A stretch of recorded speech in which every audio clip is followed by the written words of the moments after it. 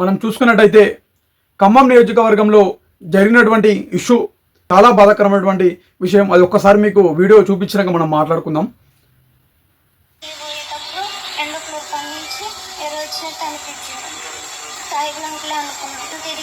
పట్టించుకోకుండా పైన పోతే 3వ ఫ్లోర్ కాడ నుంచి సాయి బ్లాంక్ ఉన్నట్టు అనిపించింది. అయితే తర్వాత కళ్ళు తిరిగి కడబడిపోతే సాయి బ్లాంక్లో వచ్చి పాయింట్ తిప్పి ఎట్టబడితే అట్టు చేసింది. భయం వేసి ఎవరే అనుకొని లేచి కళ్ళు తిరిగినేమనుకొని పోయి నిలబడ్డాను. ఆయన వచ్చి ఎత్తుకొని అవుతూ పక్క పడేసిపోయాను. 12 సంవత్సరాల మైనర్ బాలికపై ఈ విధంగా చేస్తే ఆ తల్లిదండ్రులు కానీ మిగతా ఆడబిడ్డలు కానీ ఎంత బాధ అనిపిస్తుందో వాళ్ళందరికీ కూడా. ఈరోజు విషయానికి వద్దాం. ఖమ్మంలో జరిగినటువంటి విషయం ఏదైతే ఉందో అది చాలా బాధాకరం. ఒక 12 సంవత్సరాల ఒక మైనర్ బాలికపై లైంగిక దాడి చేసి ఒక మానవ మృగం ఎవడైతే ఉన్నాడో వాని పేరే మొహమ్మద్ గౌస్. కొన్ని యూట్యూబ్ ఛానల్ వాని పేరు కూడా తీసుకుంటలేవు. వాళ్ళందరికీ కూడా చెప్తున్నాయి ఈరోజు నేను, మీ ఇంట్లోనే జరుగుతుంది ఇట్లా, అప్పుడు కూడా తీసుకోరా. వాని పేరు మొహమ్మద్ గౌస్.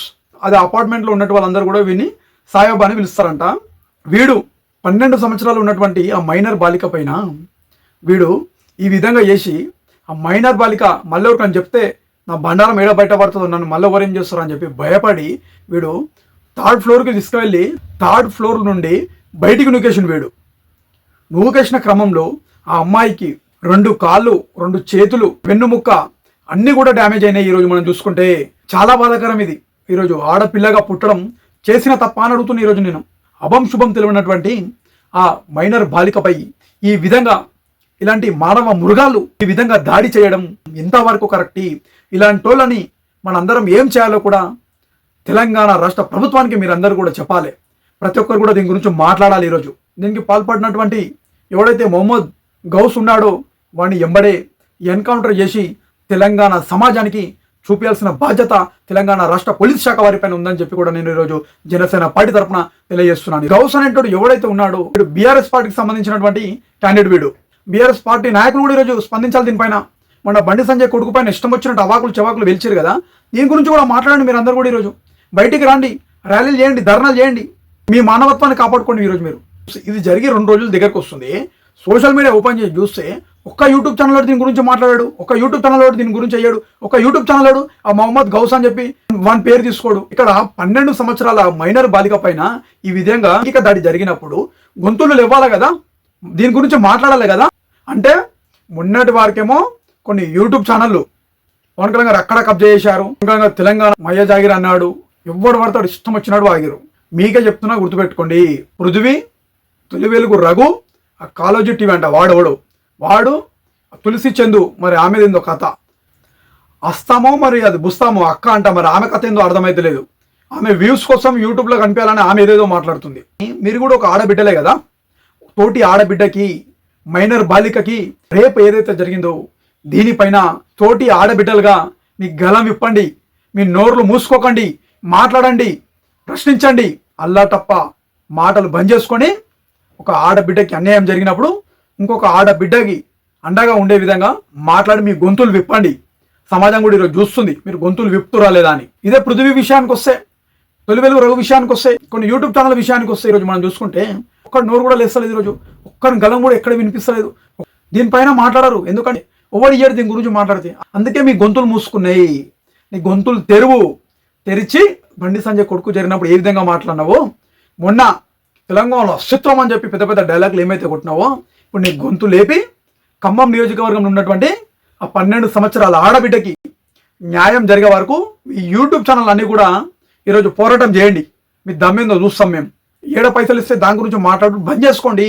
మానవత్వం ఉంటే మీ యూట్యూబ్ ఛానల్ నడిపించడంలో కానీ, మీకు కానీ, తులసి చందుకు కానీ, ఇంకా కొంతమంది ఎవరైతే ఉన్నారో ఈ పాషం జాదగిరి కానీ, కొంతమంది ముఠా ఎవరైతే ఉన్నారో మీరందరూ కూడా మీకు ఏదైనా మానవత్వం ఉంటే ఆడబిడ్డ పైన జరిగినటువంటి దానిపైన ఈరోజు మీ నోర్లు విప్పి ఇదే సోమాజిగూడ ప్రెస్ క్లబ్లో ప్రెస్ మీటింగ్ పెట్టి మీరు మాట్లాడండి. ఈరోజు ఇవిటికి చేత కాదు, ఇవిటి పైన మాట్లాడడం. మనం ఎందుకు మాట్లాడతాం? మనం దీని గురించి మాట్లాడితే మనకు పైసలు రావు. ఇది కాదు మనం దందా.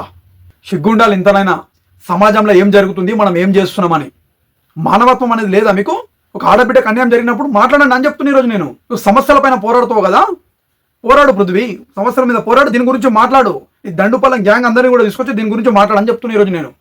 కాంగ్రెస్ పార్టీ ప్రభుత్వాన్ని ప్రశ్నించి ఈరోజు కాంగ్రెస్ పార్టీ ప్రభుత్వం ఏమో ఈరోజు కాంగ్రెస్ పార్టీ అంటే ముస్లింలు అంటే కాంగ్రెస్ పార్టీ అని చెప్తాడు. సిటీలోనేమో ఒక ఏసీపీ పైన ముస్లిం క్యాండిడేట్ గల్లబడితే దానిపైన ఒక యాక్షన్ ఉంటుంది, దాన్ని పట్టించుకుంటూ లేడు. ప్రజలారా అందరు గమనించండి దయచేసి.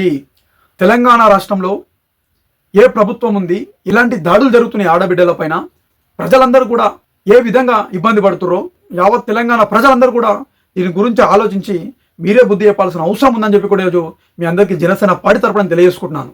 తెలంగాణ పోలీస్ అధికారులకి జనసేన పార్టీ తరపున తెలియజేస్తున్నాను ఈరోజు నేను. ఈ మొహమ్మద్ గౌసా ఎవడైతే ఉన్నాడో ఎంబడే ఉరిశిక్ష వేసి తెలంగాణ సమాజానికి చూపించాల్సిన బాధ్యత మీ పైన ఉందని చెప్పి కూడా నేను బీఆర్ఎస్ పార్టీ మాట్లాడదు దీనిపైన, కవిత మాట్లాడదు ఈరోజు దీనిపైన.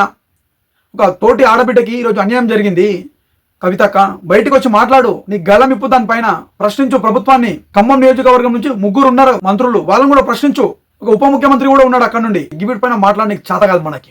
ఒకటే చెప్తున్నాను నేను, పృథ్వీ కానీ, తొలివెలుగు రఘు కానీ, కొన్ని యూట్యూబ్ ఛానల్ కానీ, తులసి చంద్ కానీ, ఇట్లా ఎవరైతే పాశం జాతి కానీ, ఎవరైతే దండుపాలెం గ్యాంగ్ ఎవరైతే ఉన్నారో మీరందరూ కూడా మైనర్ బాలిక పైన ఈరోజు లైంగిక దాడి జరిగింది.